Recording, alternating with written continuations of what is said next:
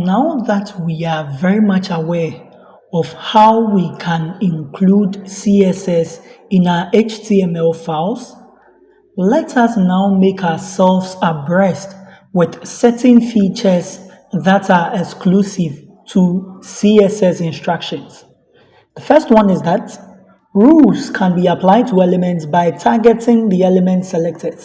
So we are going to talk about the structure or anatomy of a typical CSS rule when we get there. That is going to be in the next slide. Then the next thing is that many different rules can be applied to a single element. So you can have one element that is possessing a lot of rules. So about 3 rules given to just one element that exists. And then the next one is that the most specific rule takes precedence in CSS.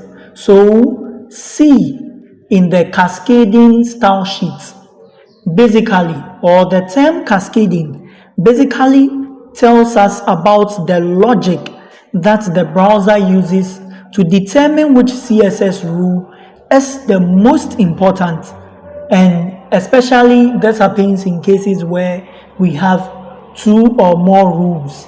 It is the cascading aspect of CSS that tells the browser which of the rules is important and so should take precedence over the other. So let us explore this in our VS Code. So here in our VS Code, we can open, let's create a new file. This new file, we can name it cascading.html. We write our emit code and then give the title cascading, and then let us have, let's say, 2 h2 tags. So we multiply them by, let's have about 3 of them, and then have some text, lorem, let's say lorem 10, that's okay, and then we hit the tab key. So this basically gives us an h2 tag.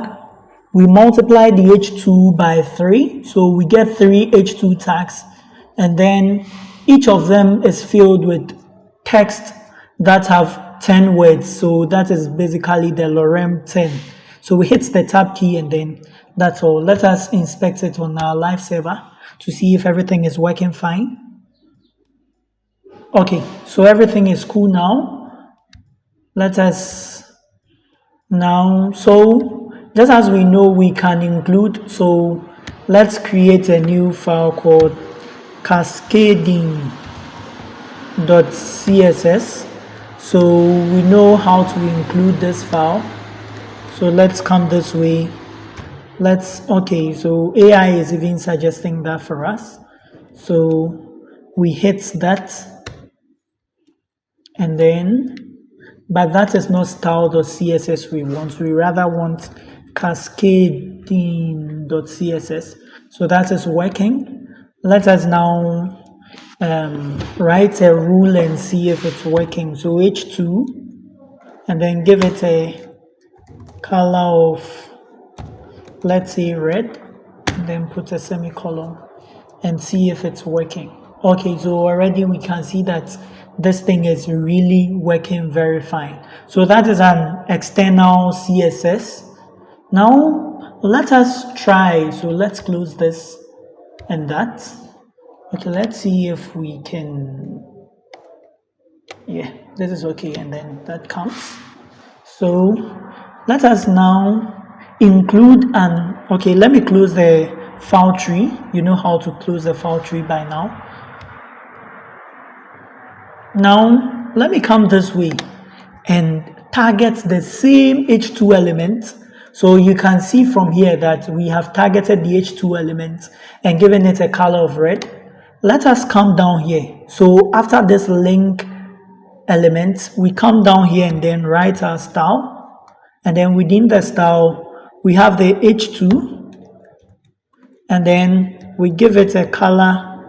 Instead of red, let's give it a color of blue and see what is going to happen. Wow. So you can see that as soon as we changed the color into blue, the text has changed. Is it that we have deleted our cascading.css? No, cascading.css hasn't been deleted. It is still available. But why are we not seeing the red text any longer? This is what is happening. The browser sees these two instructions as different, so it sees this as a different style sheet. It sees that also as a different style sheet. So what the browser is doing is that I first set the text to red when I get to this line, and then on the next line, I now set the text from red to blue. So it means that between internal CSS and external CSS, the one that comes last takes precedence because the one that comes first is overridden by the next one. So let us see if this is really true. Let us now move this style upward. So I selected and then I pressed Alt and then the up arrow key. You can also cut it and then paste it upward. You can see that as soon as we moved it upward, the text changed into red. So this explains what we just said, that initially the text was set to blue when the browser got here. When the browser was rendering the page and it got here, it sets the H2 text to blue, and then after it got to the line 11, it now had to refer to the cascading.css file and then set the text to red. So that is what we mean by the cascading style sheet. It looks at the one that is more specific by doing some calculations, and the first calculation is what I've told you.